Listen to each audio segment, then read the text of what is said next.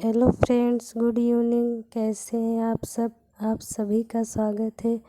आइए आज की इस क्लास में हम सीटेट जुलाई 2024 के लिए ईवीएस सब्जेक्ट में जो 15 नंबर की पेडागोजी आती है उसकी हम प्रैक्टिस करते हैं।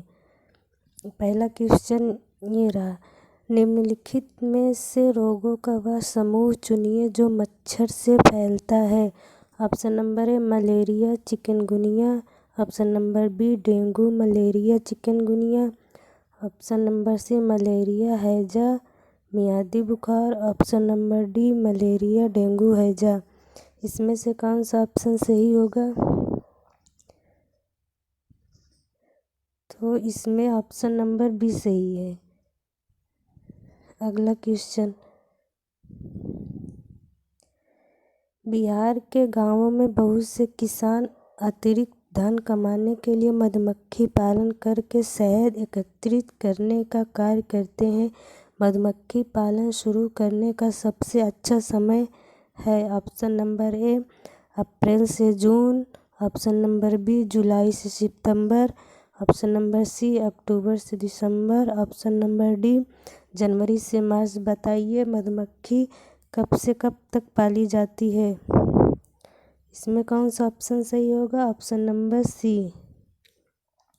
अगला क्वेश्चन,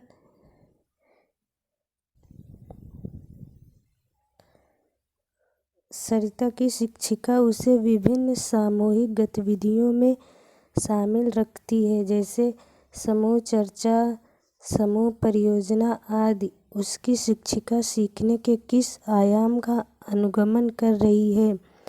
ऑप्शन नंबर ए भाषा निर्देशित सीखना, ऑप्शन नंबर बी प्रतियोगिता आधारित सीखना, ऑप्शन नंबर सी सामाजिक गतिविधि के रूप में सीखना, ऑप्शन नंबर डी मनोरंजन द्वारा सीखना।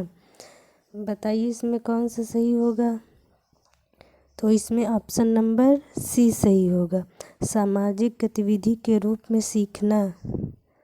अगला क्वेश्चन,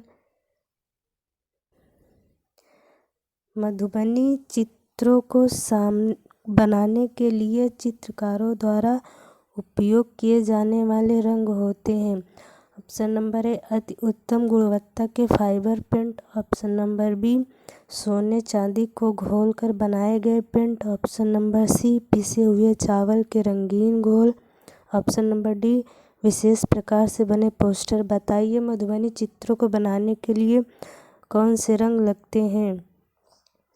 तो इसमें नेचुरल रंग लगते हैं जो हाथ से बनाए जाते हैं घर पे, मतलब ऑप्शन नंबर सी सही होगा, प्राकृतिक रंगों का प्रयोग होता है इसमें। अगला क्वेश्चन ये रहा, पर्यावरण अध्ययन पाठ्यपुस्तक की विषय वस्तु में क्या शामिल होती है?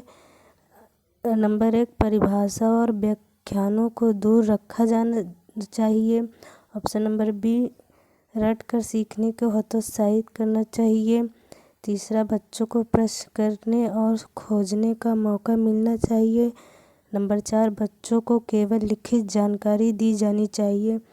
बताइए कि पर्यावरण पाठ्यपुस्तक में क्या होना चाहिए? ये कूट वाला प्रश्न है, इसका ऑप्शन ये है। बताइए इसमें कौन सही होगा? तो इसमें ऑप्शन नंबर सी केवल 3 बच्चों को प्रश्न करने और सीखने का मौका मिलना चाहिए। चलिए हम अगले क्वेश्चन की तरफ बढ़ते हैं। राष्ट्रीय पाठचर्या की रूपरेखा 2005 के अनुसार निम्नलिखित में से कौन सी एक पर्यावरण अध्ययन की विषय वस्तु थीम है? ऑप्शन नंबर ए भोजन, ऑप्शन नंबर बी सौरमंडल, ऑप्शन नंबर सी मौसम, ऑप्शन नंबर डी ऊर्जा। इसमें ऑप्शन नंबर ए सही होगा, भोजन। अगले क्वेश्चन की तरफ हम चलते हैं। कुड़ुक कहाँ के लोगों की भाषा है? Option number A Mizoram, option number B Manipuri, option number C Arunachal Pradesh, option number D Jharkhand. इसमें कौन सा सही होगा? तो कुड़ुक मिजोरम की भाषा है। मिजोरम में कुड़ुक नामक एक जनजाति रहती है, वही जनजाति बोलती है मिजोरम भाषा। आइए दोस्तों हम अगले क्वेश्चन की तरफ चलते हैं। पृथ्वी गोल है। वास्तव में पृथ्वी पर ऊपर नीचे कुछ नहीं होता, केवल सापेक्ष होता है। हम भारत के लोगों के सापेक्ष उल्टे हो सकते हैं। इसमें बताना है कि हमारे सापेक्ष कौन सा देश है। Option number A Alaska USA, option number B Libya, option number C Algeria, option number D Argentina. तो हम लोग USA के सापेक्ष हैं। ऑप्शन नंबर ए सही होगा। अगला क्वेश्चन ये रहा, जब कोई व्यक्ति ट्रेन द्वारा अहमदाबाद से केरल की यात्रा करता है, जब वह अनेक सुरंगों को पार करता है, ये सुरंगें पर्वतों में हैं। Option number A Vindhyachal, option number B Aravalli, option number C पश्चिमी घाट, ऑप्शन नंबर डी पूर्वी घाट। बताइए इसमें कौन सा सही होगा। अगर हम अहमदाबाद से केरल की यात्रा करें तो हमें पश्चिमी घाट से की सुरंगों से होकर जाना पड़ता है, तो इसमें ऑप्शन नंबर सी सही होगा, पश्चिमी घाट। चलिए हम अगले क्वेश्चन की तरफ चलते हैं। निम्नलिखित में से किसकी सुनने की शक्ति इतनी तीक्ष्ण होती है कि वह वायु से पत्तों के हिलने की ध्वनि और घास पर किसी जानवर के चलने की ध्वनि में अंतर कर सकता है। ऑप्शन नंबर ए बाघ, ऑप्शन नंबर बी गिद्ध, ऑप्शन नंबर सी रेशम का कीड़ा, ऑप्शन नंबर डी कुत्ता। बताइए इसमें कौन सा ऑप्शन सही है। तो ऑप्शन नंबर ए बाघ। और अगला क्वेश्चन ये रहा, तमिलनाडु के निकटवर्ती समीपवर्ती राज्य हैं। ऑप्शन नंबर केरल, कर्नाटक और Andhra Pradesh, option number B Kerala, Gujarat और Karnataka, option number C Andhra Pradesh, Goa और Karnataka, option number D Goa, Karnataka और केरल। बताइए कि तमिलनाडु के निकटवर्ती कौन कौन से राज्य हैं। सॉरी, इसमें ऑप्शन नंबर ए सही होगा, केरल, कर्नाटक और आंध्र प्रदेश। चलिए हम अगले क्वेश्चन की तरफ बढ़ते हैं। क्वेश्चन है, वर्ली एक पारंपरिक कला का प्रकार है। वर्ली नामक स्थान किस राज्य में है। Option number A Maharashtra, B Orissa, C Rajasthan, D Bihar. तो वर्ली कहाँ पे है। वर्ली महाराष्ट्र में है, ऑप्शन नंबर ए। और हम अगले क्वेश्चन की तरफ चलते हैं। निम्नलिखित में से जड़ का कौन सा कार्य पौधे के लिए नहीं है। ऑप्शन नंबर ए भोजन भंडारण संचित करना, ऑप्शन नंबर बी ह्यूमस उपलब्ध कराना, ऑप्शन सी पौधों को सहारा देना, ऑप्शन डी जल तथा खनिजों का अवशोषण करना। बताइए इसमें से भोजन का कौन कौन सा कार्य है और इसमें नहीं पूछा है। तो भोजन तो जड़ भोजन भंडारण या संचित भी करता है। एक मिनट, ये पौधों को सहारा भी देता है, जल तथा खनिजों का अवशोषण भी करता है। तो इसमें नहीं पूछा है, तो इसमें ऑप्शन नंबर बी सही होगा। ये सब गलत हो जाएंगे, ऑप्शन नंबर सी सही होगा। चलिए हम अगले क्वेश्चन की तरफ बढ़ते हैं।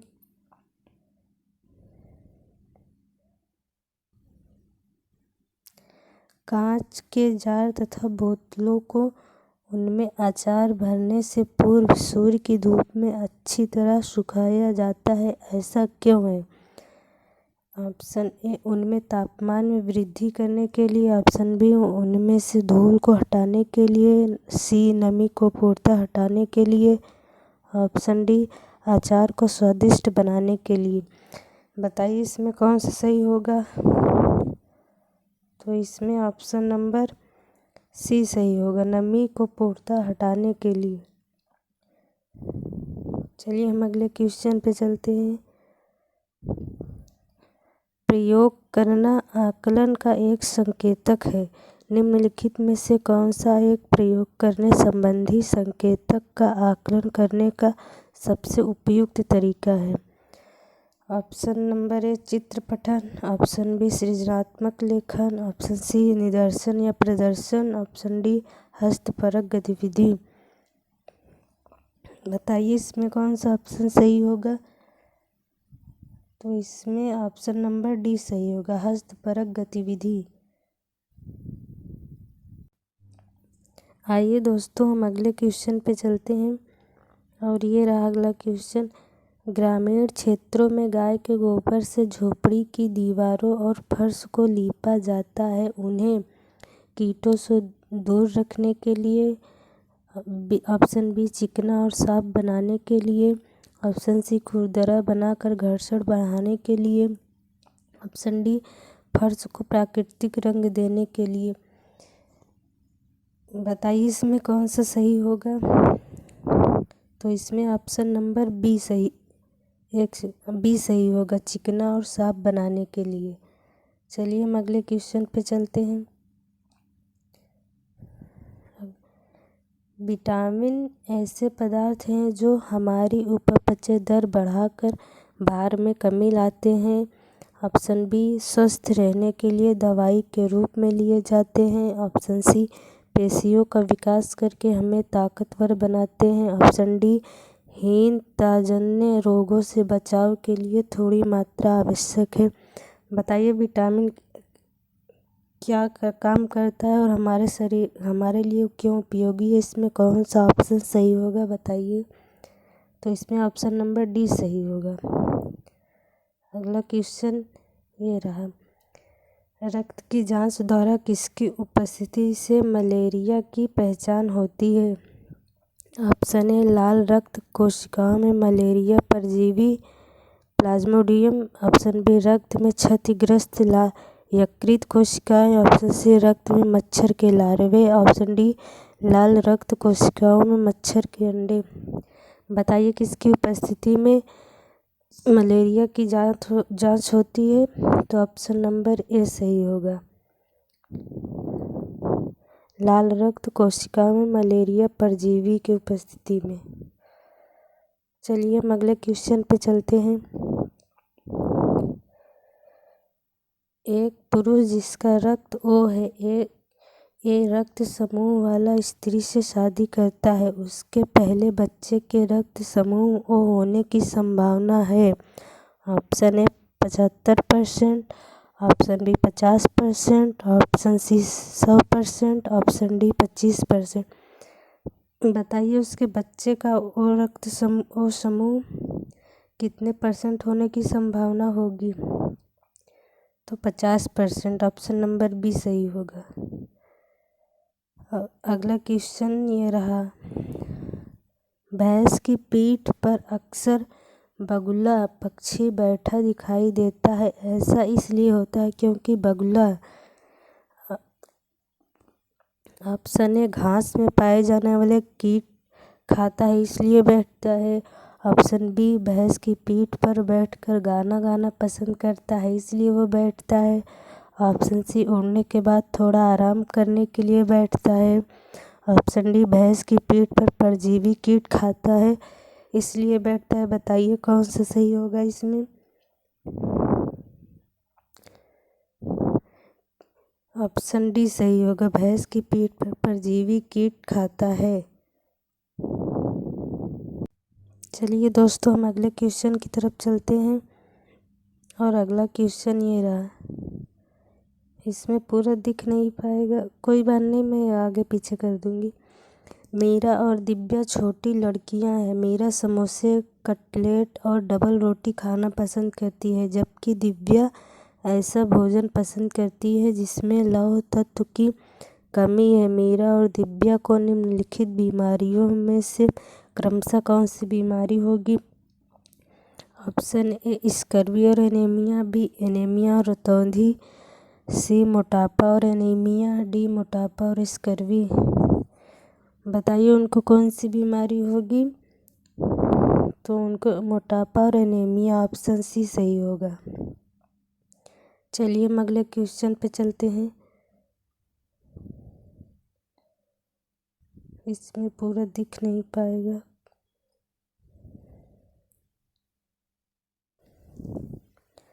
दोपहर के भोजन अवकाश के बाद पर्यावरण अध्ययन पढ़ाते समय आप यह पाते हैं कि बच्चे पाठ में रुचि नहीं ले रहे हैं, आप क्या करेंगे?